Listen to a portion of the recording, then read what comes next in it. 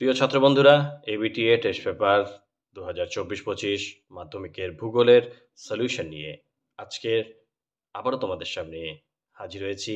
আজকে তোমাদের জন্য রয়েছে দেখো 661 পেজ। 661 পেজ। এর আগে যেগুলো দাগানো রয়েছে প্রত্যেকটা কিন্তু চ্যানেলে দেওয়া রয়েছে এবং প্লেলিস্ট রয়েছে, সেখানে তোমরা তোমাদের যেটা প্রয়োজন তোমরা কিন্তু সেই সেটটি দেখতে পারবে। তাহলে আমরা এখন দেখে নেব যে 661 পাতায় কি প্রশ্নগুলো রয়েছে। প্রথম প্রশ্ন, অবরোহণের অপর নাম ক্ষয়সাধন। 1-2 ভার্ব সঞ্চিত হয় কেটল হ্রদের নিচে। 1-3 বায়ুমণ্ডলে 90% জলীয় বাষ্প অবস্থান করে ভূপৃষ্ঠের উপরে, সেটা কত? 6 কিলোমিটারের মধ্যে। 1-4 আবহাওয়া মানচিত্রে মেঘাচ্ছন্নতা দেখানো হয় অক্টাসে। 1-5 ভারতের উত্তর পশ্চিমে প্রবাহিত লু বায়ু ভূপৃষ্ঠের সমান্তরালে তাপের সঞ্চালন ঘটায়। এই লু বায়ু হল অ্যাডভেকশন পদ্ধতির উদাহরণ।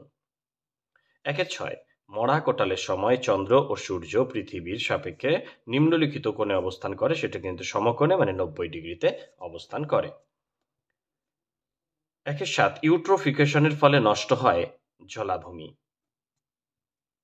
1-8 সহ্যাদ্রি একটি তির্যকচ্যুত স্তূপ পর্বত।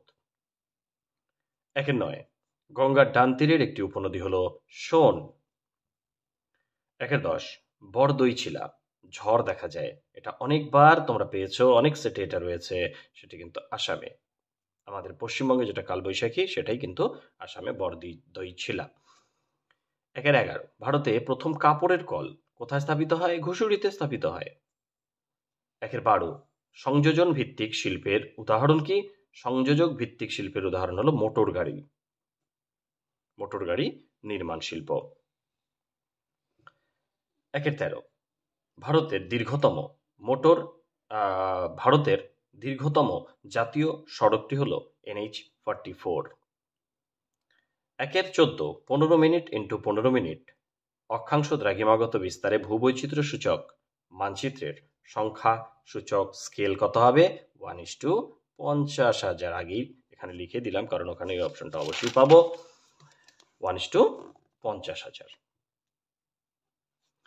এবার শুদ্ধ অশুদ্ধ দেখে নি কি রয়েছে। 2-1 সমুদ্রের জলতল হলো ক্ষয়ের শেষ সীমা, শুদ্ধ। অক্ষাংশের ভিত্তিতে হিমরেখার উচ্চতা পরিবর্তিত হয়ে থাকে, শুদ্ধ।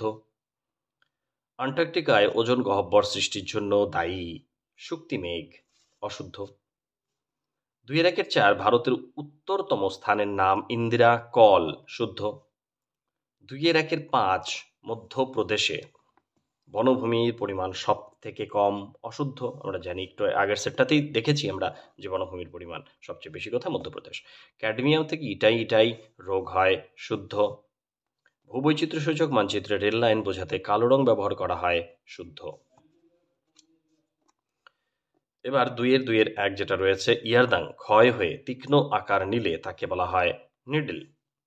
2-2 প্রতিটি দ্রাঘিমার সর্বোচ্চ গড় উষ্ণতা বিশিষ্ট স্থানগুলিকে পরস্পর যুক্ত করলে তাকে বলা হয় তাপ বিষুব।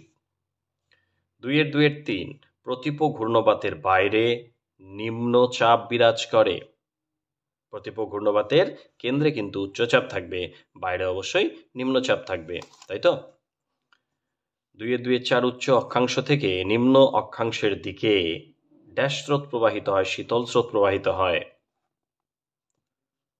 2-5 আম্রবৃষ্টি দেখা যায় কেরল রাজ্যে। 2-6 সেলুলোজ কাগজ শিল্পের বর্জ্য। 2-7 2011 খ্রিস্টাব্দের আদমশুমারি অনুসারে ভারতের গড় জনঘনত্ব হচ্ছে 382 জন প্রতি বর্গ কিলোমিটার। এটা বারবার কিন্তু তোমরা পেয়েছো। এবার যেটা রয়েছে দেখো, এক কথায় উত্তর দাও। নদী বাঁকের কোন দিকে ক্ষয় বেশি হয়? নদী বাঁকের অবতল পাড়ে ক্ষয় বেশি হয়। উত্তল পাড়ে সঞ্চয় হয়, অবতল পাড়ে ক্ষয় হয়। সাহারায় বালুকাময় মরুভূমি কি নামে পরিচিত? আর্গ নামে পরিচিত। কি নামে পরিচিত? আর্গ নামে পরিচিত। এল নিনোর ঠিক বিপরীত অবস্থা কি? লা নিনা। 2 3 4 কাশ্মীর হিমালয়ের প্রধান গিরিপথের নাম কি? জজিলা পাস। 2 3 5 ভারতের সর্বাধিক বন্যাপ্রবণ অঞ্চলের নাম হচ্ছে আসাম।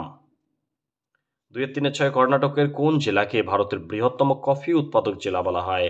চিকমাগালুর। উপগ্রহ চিত্রের ক্ষুদ্রতম একককে বলে পিক্সেল। ভারতের সিলিকন ভ্যালি কোন শহরকে বলা হয়? বেঙ্গালুরু। ডান দিক বাদিক মিলিয়ে দেখে নেব। নামচা বাড়োয়া পূর্ব হিমালয়, মাজুলি ব্রহ্মপুত্র, মরুস্থলী রাজস্থান, পারাদ্বীপ উড়িষ্যা। তাহলে আমরা 661 নম্বর পেজ তার সমাধানগুলো দেখে নিলাম। পরবর্তী ভিডিওতে আমরা পরের যে সেট রয়েছে সেটা নিয়ে আবারও আলোচনা করব। ভালো থাকো সবাই, ধন্যবাদ।